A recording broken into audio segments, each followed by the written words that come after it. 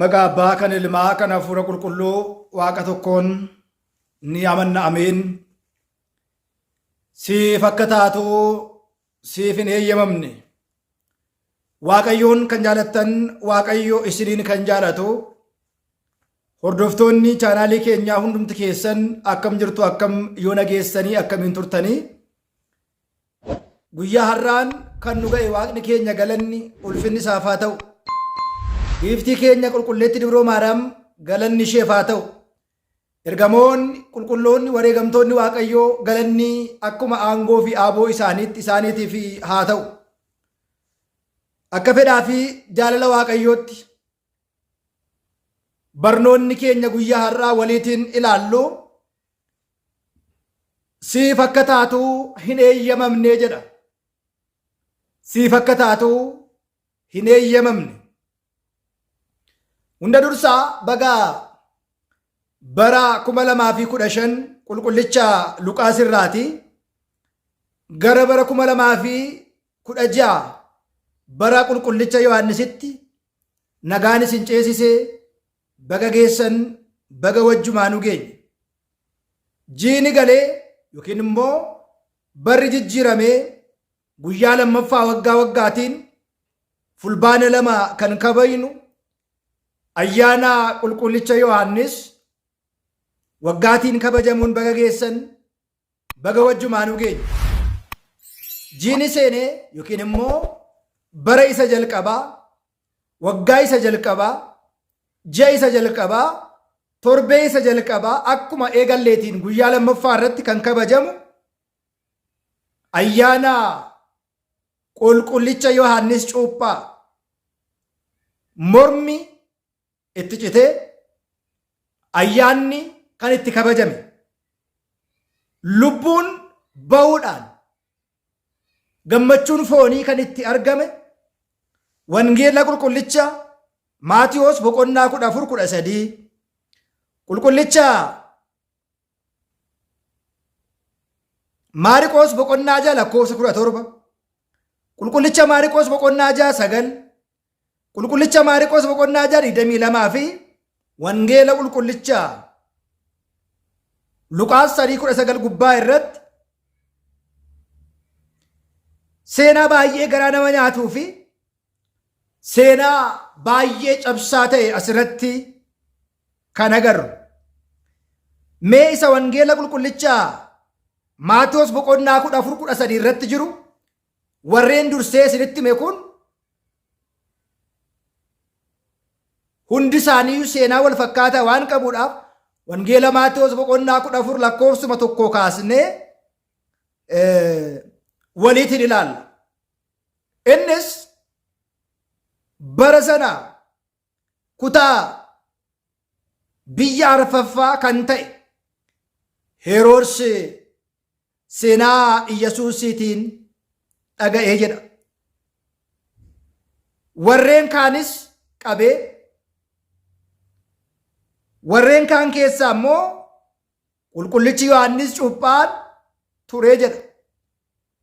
Heroodis arfaffaan kutaa biyya arfaffaa kan ta'e waa'ee dhalachuu gooftaa keenya qoricha keenya Iyyesuus Kiristoosiitiin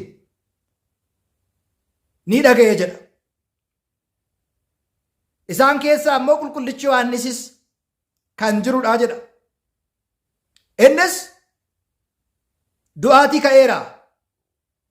Kanaatiif humni isaatiin ni taasifama jedhe.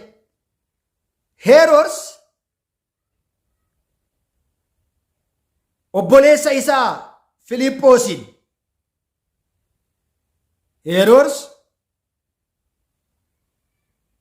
haadha warraa obboleessa isaa Filiiphoosiin sababa ishiitti Yohaannisiin qabsiisee hidhee mana hidhaatti darbee ture jedha. Hunda dursa waa'ee Kiristoosiif jiraachuun, waa'ee Kiristoosiin lallabuun, waa'ee Kiristoosiin ragaa bahuun du'aaf, gidiraaf, hidhaadhaaf mankaraarsummaa garaagarummaatiif namoota danuu isaanii saaxileera. Asirratti garuu Heroos namni jedhamu biyya kutaa arfaffaatti gaggeessaa bitaa hoogganaa kan ture, haati warraa obboleessa isaa Heroodiyaadaan, haati warraa Filiiphoos siif haadha warraa ta'uu hin qabdu. Dhimmi kun akka amantaattis, dhimmi kun akka aadaattis namni obboleessi haadha warraa obboleettii isaa fuudhuu hin danda'u. Hojiin kun hojii gaarii miti. Hojiin kun hojii barbaachisaa miti. Kun aadaa, safuu, duudhaa kan balleessu waan ta'eedhaaf haati warraan kee fi obboleettiin haadha warraa kee siif haadha warraa ta'uu hin maltu.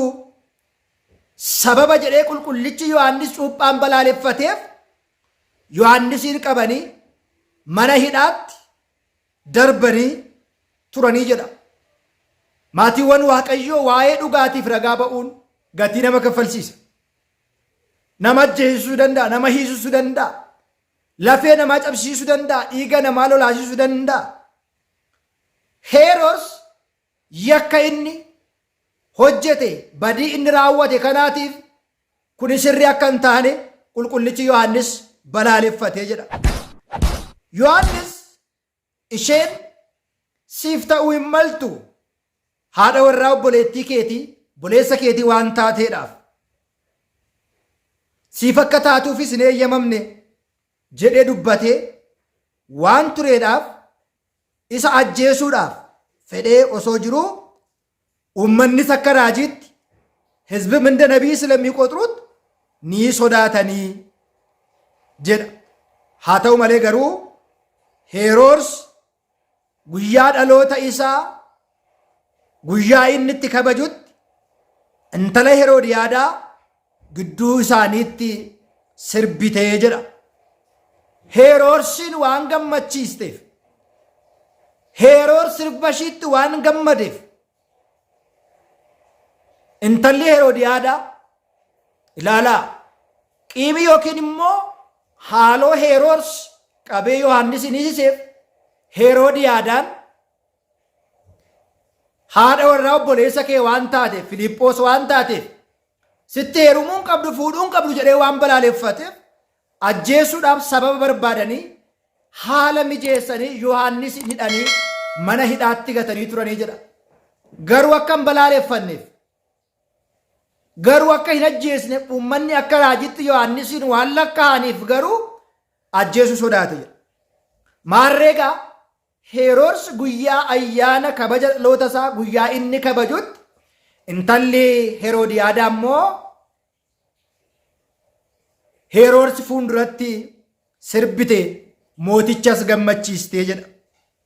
Kanaaf waan kadhattu hundumaa siifan godha, wantan sii raawwadhu kan feetu maalidha jechuudhaan qulqullichi maannoo Heroos waadaa galeefii ture jedha.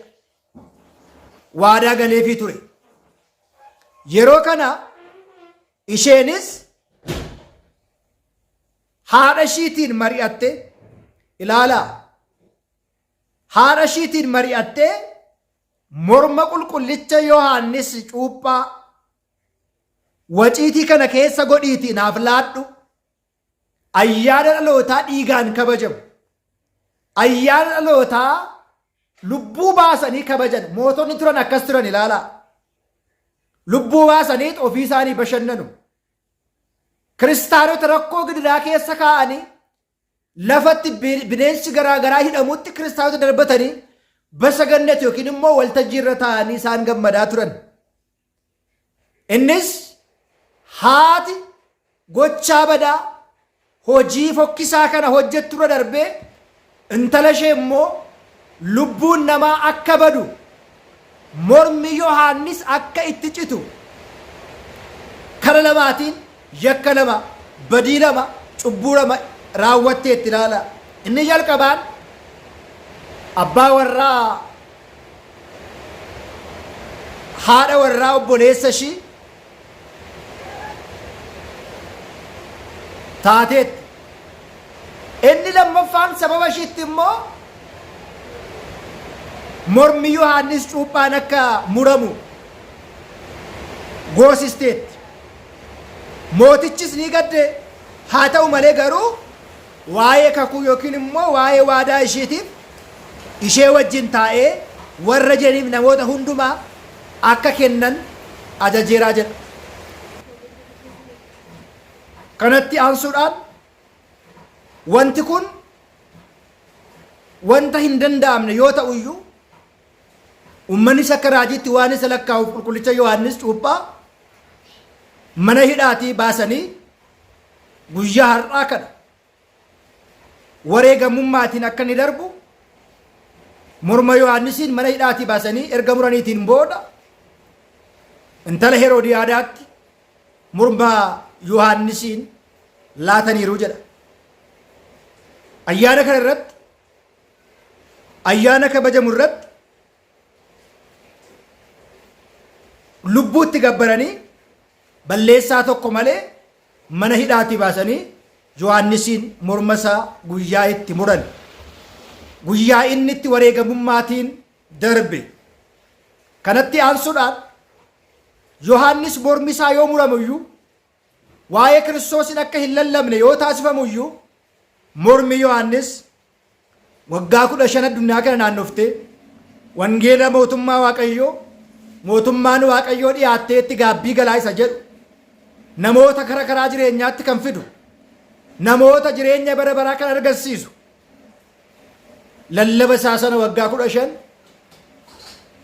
lallabdeettii jedha. Walumaa gala dabaatiin shiraatiin ayyaana lubbuun ba'ee ayyaana kabajame jennee dubbachuu fi haasa'uu kan dandeenyu. Ayyaanni kunis barri jijjiirame yookiin immoo bara haaraa irra kabajneetiin booda ayyaana guyyaa lammaffaatti bara haaraa ji'a haaraa bara jalqabaa irratti walitiin kabajnudha. Kanaatiif egaa manni kiristaanaa keenya guyyaa qulqullichi Yohaannis itti wareegame guyyaa wareegamummaa isaa waggaa waggaatiif fulbaana 2 guyyaa boqonnaa fi wareegamummaa isaa bifa kanaatiin ni kabaji. Ayyaana kana irraa maal ilaallaa? Maatiin keenya yoo hamoota ta'an nutis hamoota akka taanuu fi warreen gaarummaa hin qabne kallattii isaa itti nu oofan kan irraatii barannudha. Siif ta'uun hin barbaachisu. Balaaleffannaa kanaatiin mormi qulqullicha Yohaannis citee guyyaa itti kabajamudha.